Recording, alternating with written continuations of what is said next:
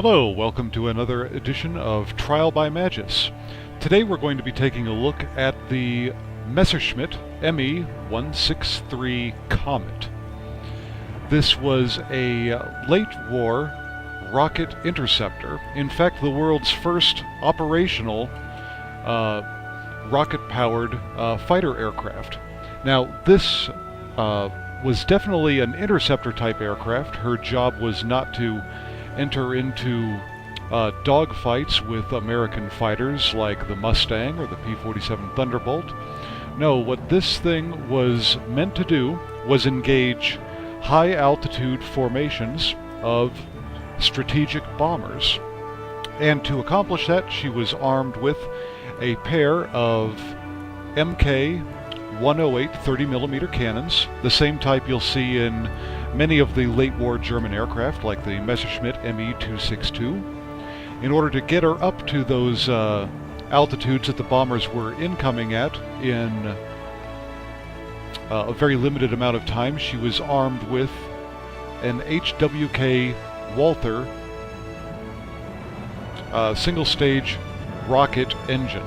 Now that was liquid-fueled. Basically how it worked was there were two separate types of rocket fuel liquid inside the Comet's body here, and those would mix back here in the combustion chamber, and that volatile mixture would explode and be directed out the back of the aircraft and provide an incredible amount of thrust.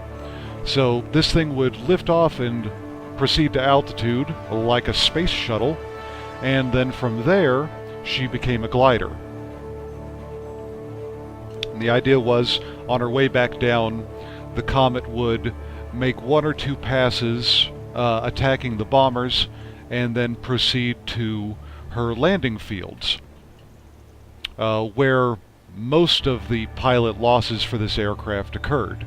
Most Comets were not shot down while they were at altitude. Most of them were lost while they were gliding and having been slowed down in anticipation of landing. There they would get ambushed by American and British fighters that were patrolling, waiting for them to return to their airfields. Now those pilots that were not lost in that manner, most of the other ones were lost as a result of rough landings or accidents on takeoff, because the Comet was basically a big bomb with wings and a pair of guns. There was nothing on this aircraft that was not flammable or explosive, and there was no amount of padding or armoring that could be put on the cockpit that would protect the pilot from the not only explosive but highly corrosive rocket fuel that powered this engineering wonder of World War II. Now, unfortunately, you can't get the Messerschmitt 163 Komet in-game. No, she doesn't exist.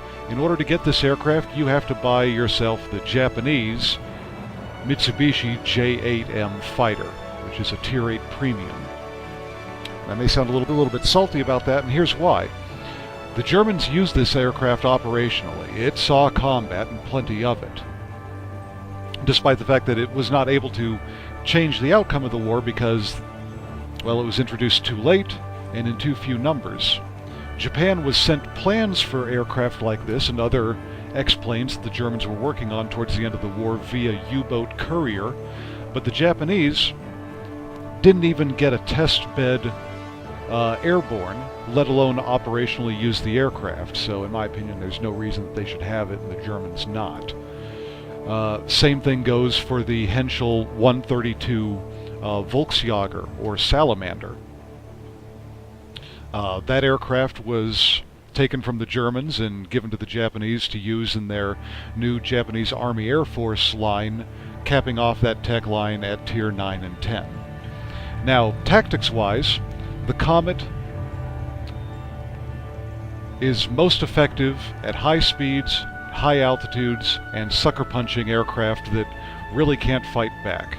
You take a look at her stats here, and her hit points are very low. That's to be expected. In-game, not only is it a Japanese weakness, but this aircraft was notorious for not being able to take damage. Its airframe just did not have anything that could get shot away and not likely explode. Firepower, she's on the low end because she doesn't have a lot of guns. She's just got a pair of slow-firing 30mm cannons. Airspeed, best in the tier because of that rocket engine. That rocket engine is the best weapon this airplane has. Maneuverability, middle of the road, but with a few surprises up your sleeve, you can make that workable and actually outmaneuver a lot of things that you shouldn't. Altitude performance, again, among the best in tier. You want to stay up at high altitude, defeat everything you find up there, and after that, bottom feed on everything that's below you, using energy tactics. For equipment to be mounted on this thing, I'm going to be mixing it up here from what my usual recommendations are. First off, because this aircraft is so fire-prone, I highly recommend a self-sealing fuel tank. And because the maneuverability in those high-altitude dogfights is important, I'm going to recommend the lightweight airframe over the reinforced or improved covering that I usually recommend on any fighter aircraft because, well, if you take enough hits to take critical damage in this thing, you've most likely just been shot down anyway. So better to get that maneuverability up and win more dogfights up there at high altitude. But if you prefer the improved covering, it's not a bad choice either. And finally, because the primary weapon of this aircraft is its engine, I recommend the improved radiator so you can get your boost back as quickly as possible because you're going to be using that both offensively and defensively. For consumables, of course we've got the engine restarter and the fire extinguisher, but instead of the med kit, I'm going to recommend that you mount reinforced control surfaces on this aircraft so that in case if you get involved in a dogfight at high altitude with something that you can't outmaneuver, you use your Mario Kart power up here, you beat down that fighter, and then you get back to whatever you were doing before he rudely interrupted you. Pilot skills, much the same things come into play here. You want to have both of the engine guru abilities. Up at high altitude, Eagle Eye also comes into play because you're going to be so far away vertically from your targets that you may lose sight of them. So Eagle Eye is a good investment to be used on this particular aircraft just because of that altitude dynamic. And finally, if you've got the points, get yourself aerobatics expert to improve your maneuverability a little bit further and give a nasty surprise to someone who thinks they can go up there and outmaneuver you just because you're flying a German-designed plane. Now, I have an excellent battle for you in this thing. It has been donated to me by Bot Prime of the Knights of Dracarys clan, and it's going to demonstrate a lot of the strengths and weaknesses of this aircraft. If you come up against this thing and it targets you, you want to get a teammate to help you out as soon as possible. Like everything else, the Comet can only attack one thing at a time, and if she herself gets ambushed while she's in the process of ambushing someone else, it's not going to take much damage to knock this thing out of the fight entirely. So keep an eye out for your teammates if there's one of these things on the enemy team, and cover their tails when it dives down to attack, and call in others to protect your tail if you are subjected to this thing's vertical raptor strike.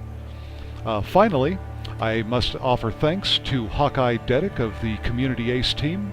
He is the reason that the Messerschmitt Me.163 Komet lives again in World of Warplanes due to a custom skin that he has produced that replaces the Japanese nationality markings with the German Balkenkreuz and has given it a German woodland type camo scheme here, even to include the wheels on the landing trolley here. So here comes the battle. I hope you enjoy it and you find it as educational and entertaining as I did. Good hunting.